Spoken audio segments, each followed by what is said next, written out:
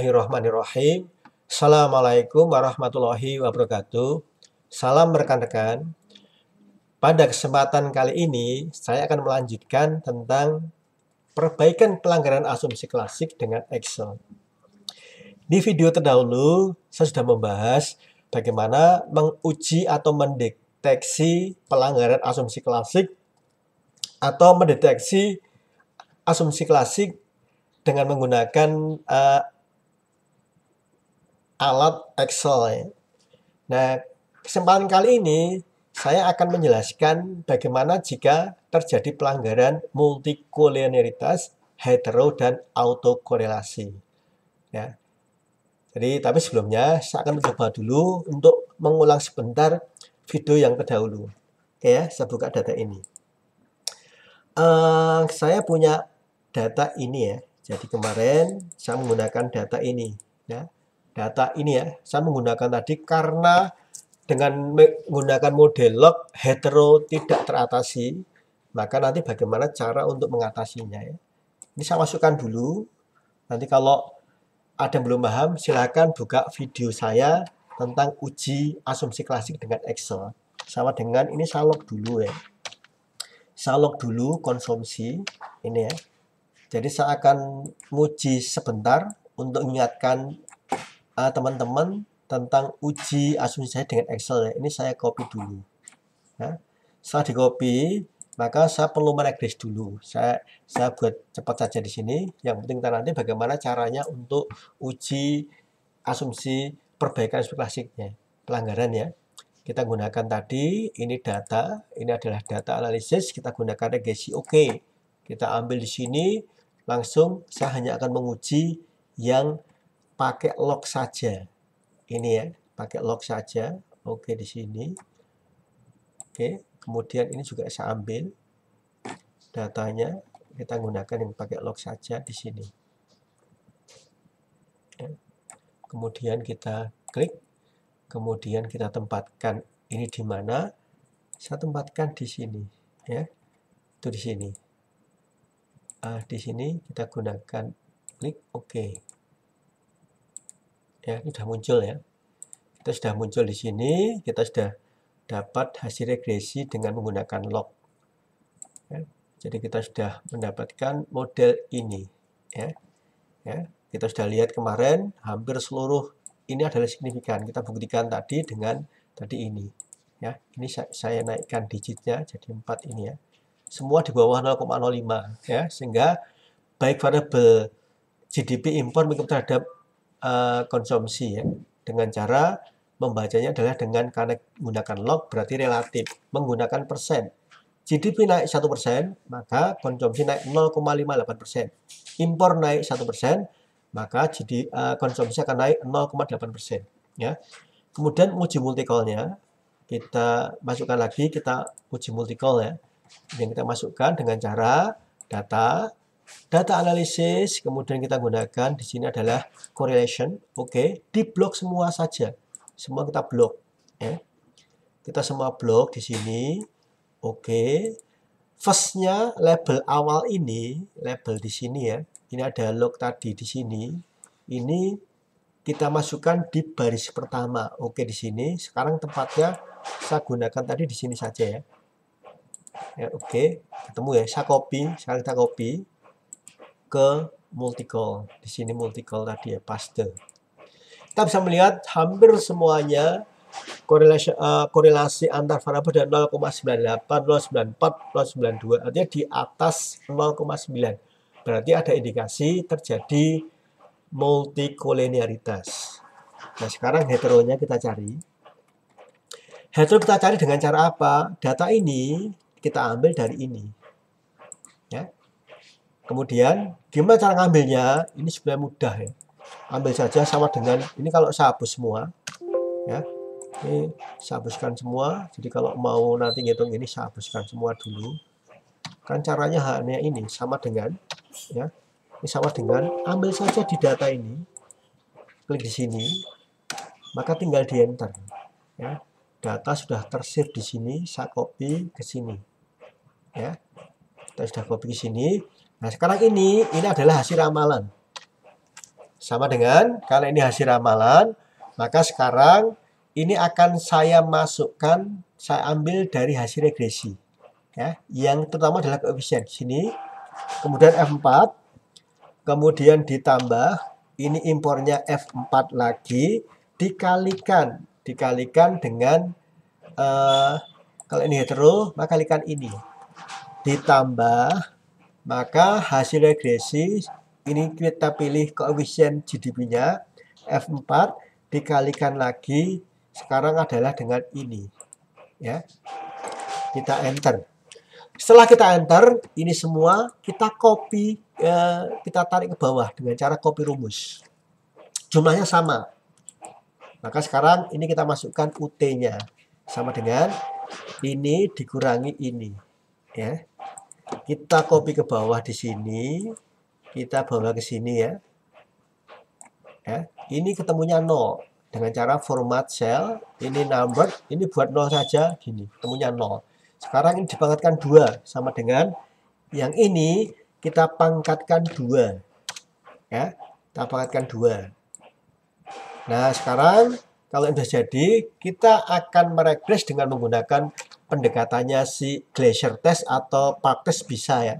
Kita gunakan cara apa? Sekarang kita gunakan data analisis, kemudian pilih regression, tetapi yang Y-nya diganti, variabel terikatnya kita ganti dengan residual kuadrat. Oke. Kita masukkan sekarang ini yang UT ini. Ini UT kita masukkan. Kita masukkan UT-nya. Kemudian kita pilih di sini X rank-nya. Kita masukkan sekarang adalah yang log ini. Ya. Kita masukkan ke sini. Oke, kita tempatkan lagi dia di sini. Ya. Kita tempatkan di sini ya, klik kemudian oke. Nah, sekarang kita lihat di sini, hampir seluruh variabel berpengaruh terhadap residual kuadrat. Berarti apa? Terjadi multi-call, terjadi heterosekidatitas. Multi-call terjadi, hetero tinggal sekarang uji autokorelasi. Untuk uji autokorelasi kita sama ambil semua ini dari hetero tadi ya. Ada log, ini semua kita ambil, ini dan ini kita ambil. Hasil realita dan hasil ramalan kita tulis di sini. Ini kalau saya hapus ya. Saya hapus dulu. Gimana caranya tadi? Maka kita bisa gunakan di sini. Kita ambil sama dengan dulu ya. Kita klik hetero, klik di sini log. Kita ambil sama dengan dulu. Ya, kita klik di sini cari ini. Ini sekarang sudah ketemu sama dengan ini dikurangi ini. Tinggal kita tarik ini, blok saja ke sini, tarik ke bawah. Ya. Harus ketemu sama dan 0. Sama ini 0. Ya. Ini adalah format. Ini kita pilih 0. Oke, sama dengan 0. Ini kita pilih ke sini sama dengan ini kita karena leg 1 ya. Ini kita tarik ke bawah ya. Kita tarik ke bawah. Ini ya. Nah, sekarang tinggal ini sama dengan ini dikurangi di sini. Kita pangkatkan 2. Kita pangkat 2. Oke, yang ini sama dengan ini kita pangkatkan 2, oke.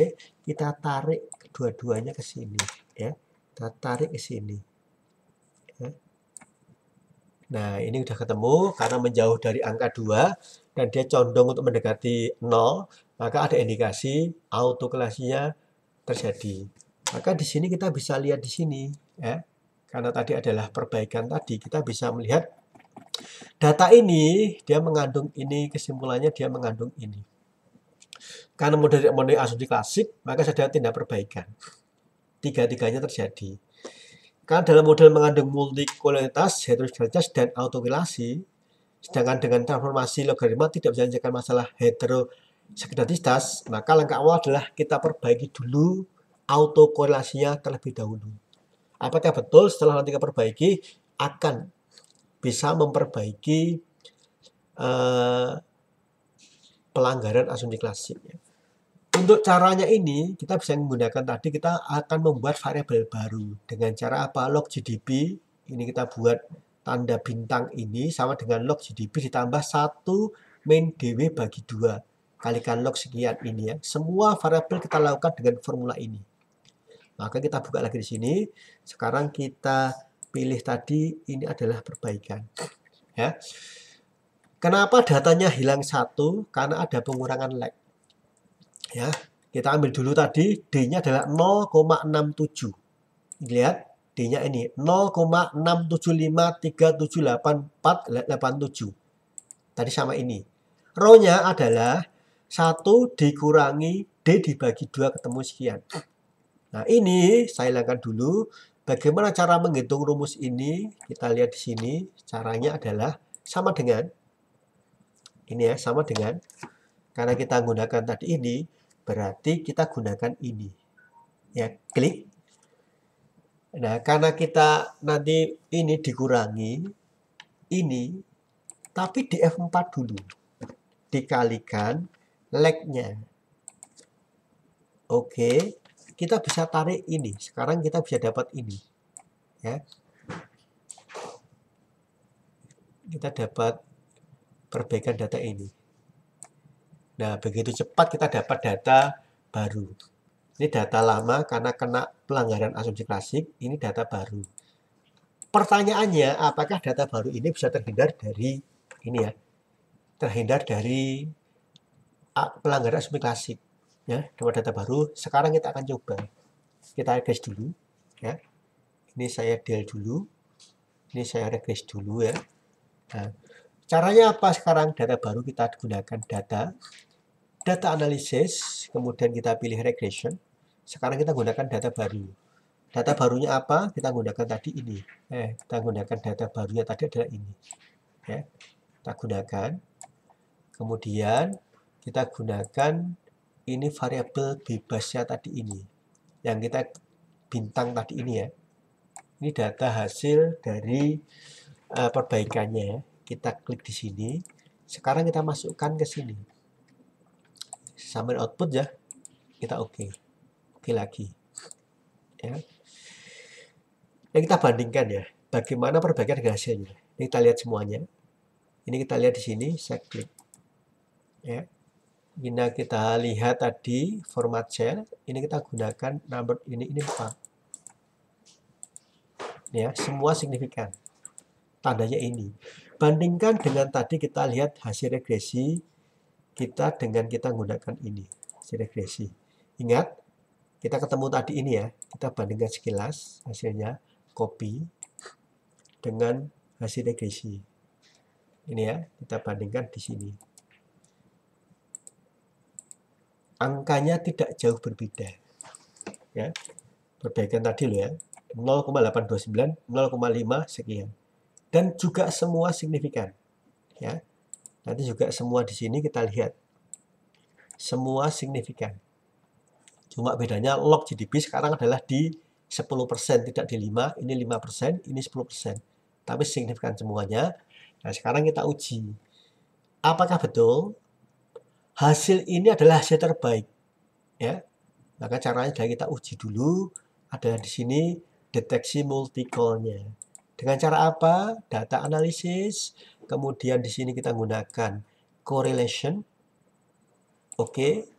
Bloklah yang di sini tadi. Kita data baru tadi. Ya, data baru. Oke. Ini.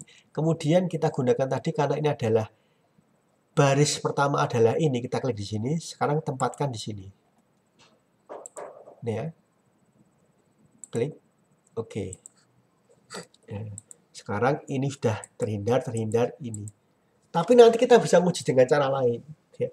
Apakah betul ini adalah cara pertama ini. Cara yang kedua, nanti Anda bisa menggunakan cara ini. Ya. Cara yang kedua, nanti kalau perbaikan, kita gunakan cara ini. Kita regress. Ini ya. Cara regress.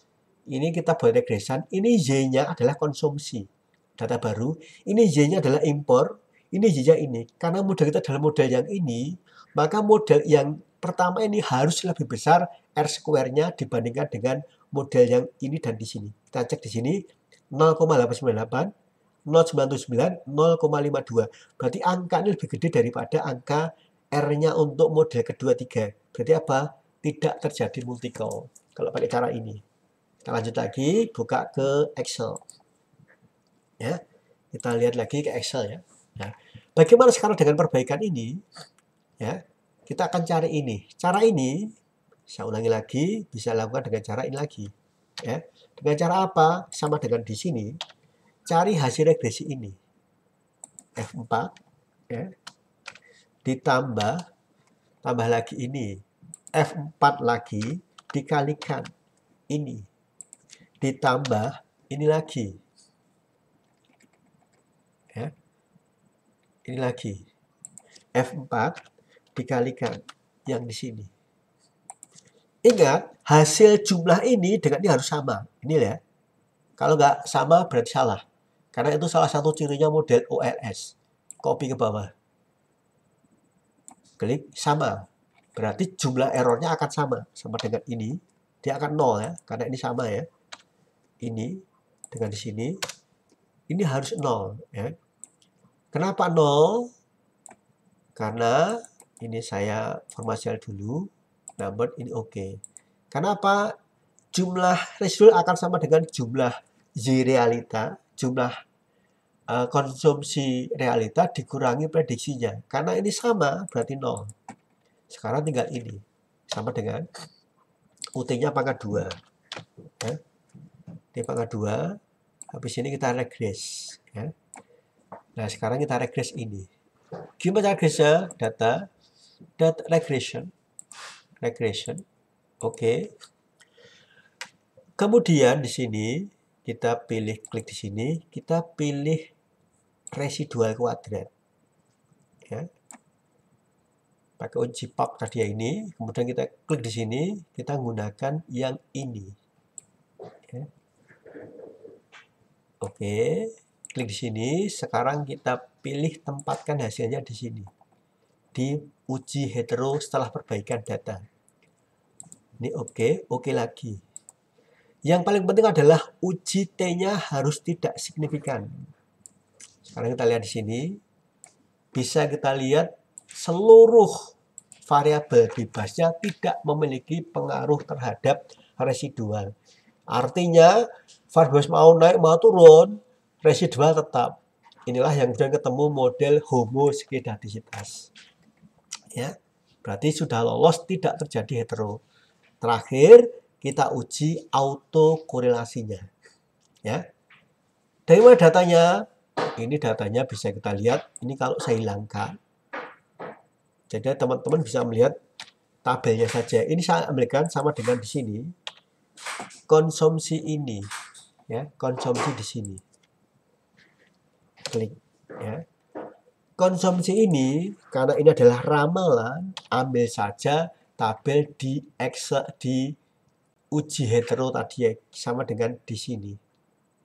Ya. Kita sekarang tinggal ini juga sama dengan ini dikurangi ini. Ya. Ini tinggal kita tarik ke sini. Kita copy ke bawah. Ya. Ini tinggal diklik kanan. Format cell, dipilih oke saja. Kita tebalkan di sini. Ya. Ini sama, ini 0. Karena dia lag, berarti dia menggunakan sama dengan ini. Klik di sini, ini sama dengan dalam kurung, ini dikurangi lag-nya ini, dipangkatkan 2. Ini sama dengan UT-nya dipangkatkan 2. Sekarang kita enter. Ya. Kita enter ke bawah. Ya, kita enter ke bawah. Sekarang kita lihat. Nah, D-nya sudah naik di atas 1.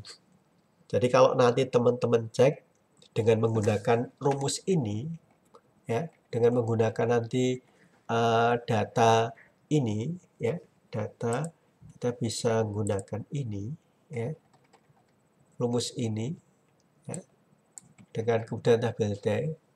model ini akan lolos dari autokorelasi. Ya. Jadi model ini, model yang kita hasilkan dengan ini, perbaikan ini akan lolos dari autokorelasi. Ya. Apa kesimpulannya? Kita bisa buka di sini dulu, kesimpulannya setelah perbaikan. Tadi kita buat data tadi dengan model ini ya, ini adalah rumus untuk data baru. Kita dapat data ini, perbaikan data. Ini hasilnya, kita bisa lihat tadi tetap signifikan. Ya. Untuk tadi semua ini ya, ini signifikan. Cuma saya beri bintang. Bintang 3 adalah signifikan 1%. Bintang ini harusnya bintangnya 1 aja karena 10% ya. Bintang 2 adalah 5%. Ini 1 ini. Ujian simplifikasi setelah perbaikan, dia lolos multikoliniaritas. Kalau tadi Anda gunakan correlation, sekarang kita membandingkan R kuadratnya, square-nya antar variabel bebas dengan model awal kita miliki tadi. Ternyata model awal lebih gede R-nya dengan model variabel yang meregres antar variabel bebasnya. Ini kan bebas. Ini ya. Nah, sekarang kemudian kita bisa melihat di sini. Kita bisa melihat di sini ya. Ini juga uji heterogeneisitas sudah lolos semua karena semua nggak signifikan. Artinya variabel bebas tidak punya pengaruh terhadap residual kuadrat. Autokorelasinya juga sama di sini, 0 terjadi ini. Apa kesimpulannya? Hasil regresi menurut asumsi B. Mungkin ini yang bisa saya berikan teman-teman. Kurang lebihnya saya maaf. Assalamualaikum warahmatullahi wabarakatuh.